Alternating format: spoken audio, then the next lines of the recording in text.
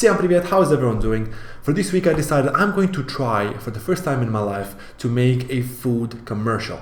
After a very long consideration which food item to use, I finally stopped on cereal. So this is how it turned out.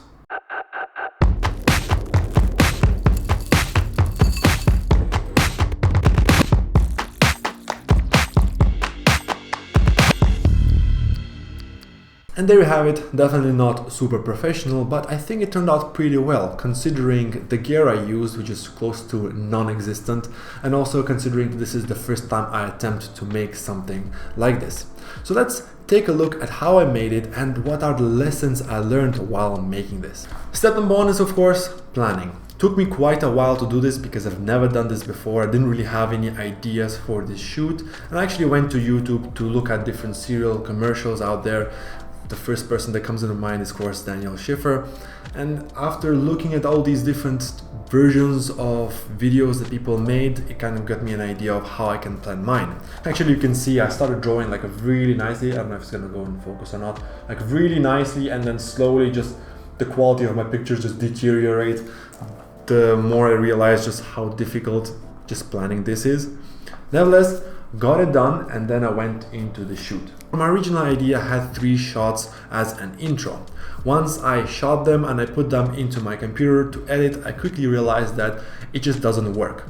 The idea was to introduce the box in a spinning fashion, tip it over on one of its side, and then go into a zoom transition showing a close-up of the bowl and then the cereal falling down.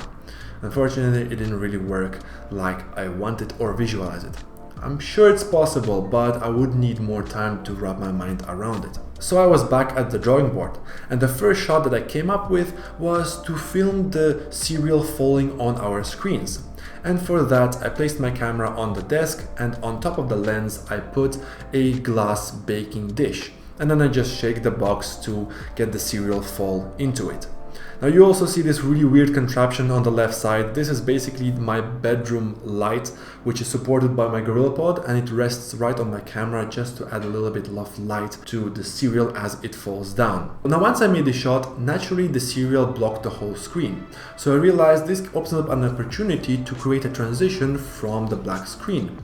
And for that, I came up with the idea of zooming out from inside the box, showcasing the whole cereal as it's just scattered on the desk. Now, I don't have this very long fancy camera lens that usually professionals use, so I had to mimic it using just my own camera and lens.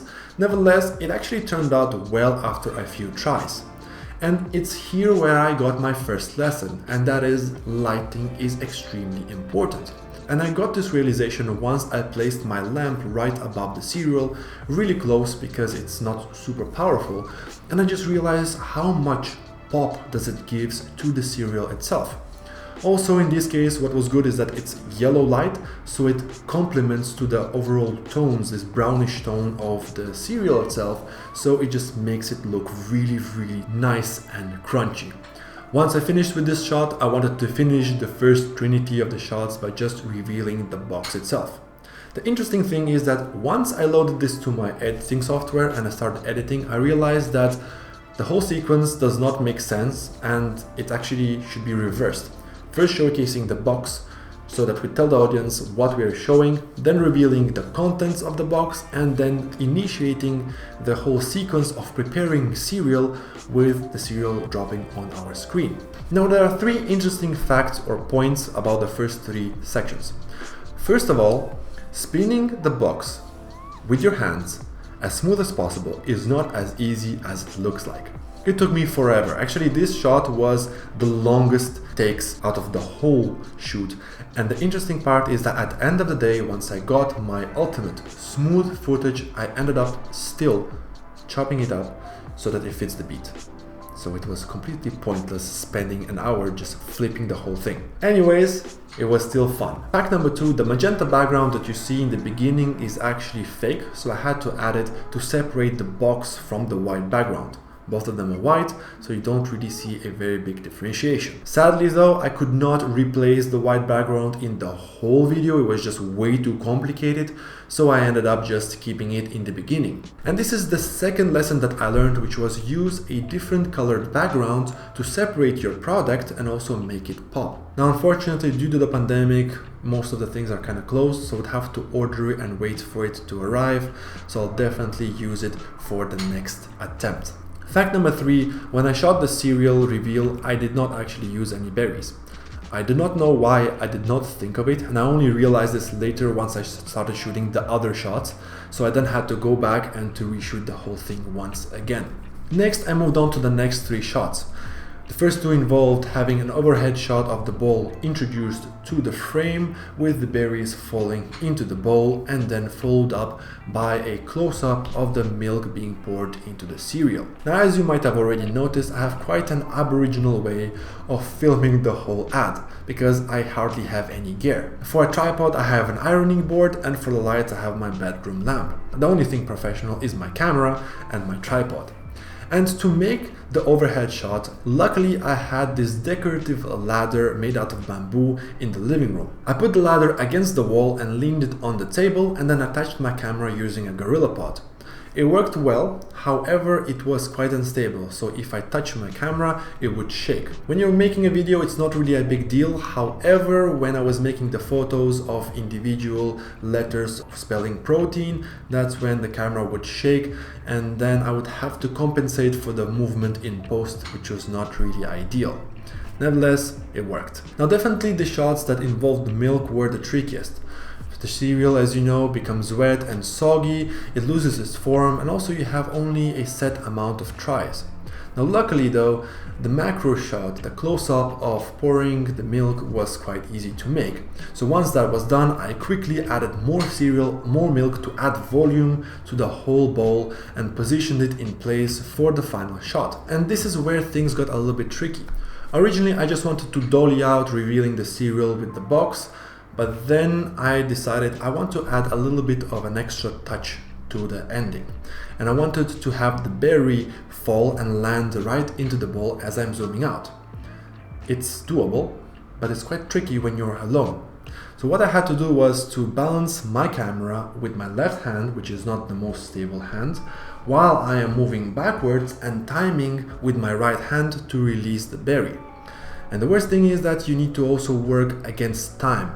So in my case, after many takes, I realized that the volume of the cereal is slowly becoming smaller. But eventually I was able to pull it off just as my camera battery finished. Now unfortunately it wasn't as stable as I wanted to, and the stabilization did not help much. Nevertheless, it is what it is. And this just proves that having the right gear does help to get the job done. In this case, having a slider on a tripod would really make a difference. Now, by far, I think the most difficult aspect of the whole shoot was coping with uncertainty. This was of course powered by a couple of things. First of all, I've never done this before, so I really didn't know where I'm going or what I'm doing. I don't have the right gear for this, and also I am a music focused editor, if you could say that. I realized this when I was making my own version of the Lexus ad. By the way, if you didn't see it, do check it out. I'll put like a link or a card somewhere here. My editing workflow really depends on music. Once I find the right track, then everything just goes smooth like on butter. However, finding the right song, I can spend hours on it. And this is where the problem is. Because what I realized is that it goes beyond just editing to the beat, which is something that you find very common in video editing. In my case, I analyze critically the song itself. I think this stems from my background of making music, and I also edit my video using the background sounds that you see within your song. A good example is this moment right here in that ad. Just focus on what is going on in the music with these drums and also the camera shake.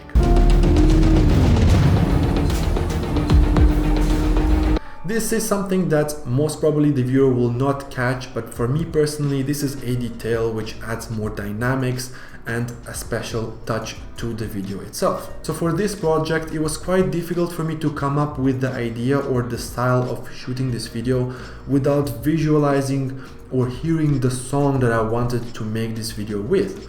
I just had a rhythm. And a good example of this is just me spending a lot of time trying to flip the box of the serial in a very smooth fashion, but then once I found the song I liked, I ended up using that clip and chopping it up so that it fits the beat. So it defeats the purpose of spending so much time making that smooth movement. In the end, it turned out pretty cool, very fun project to make and very informative. Just to summarize the lessons I took out of this exercise, that was: lighting is extremely important. The more controlled light you have, the better. Do not rely on the weather. Second of all, use a different kind of background in order to separate your products from the background and from your surroundings, and also make them pop and stand out in your videos. And thirdly, use appropriate gear for your shoot. It makes your life much easier when you're shooting and the results are much better. And that's it, guys. I hope you found this video interesting and also informative a little bit. Do consider subscribing and dropping a like. It does help to support the channel. And as always, I see you in the next one. Пока!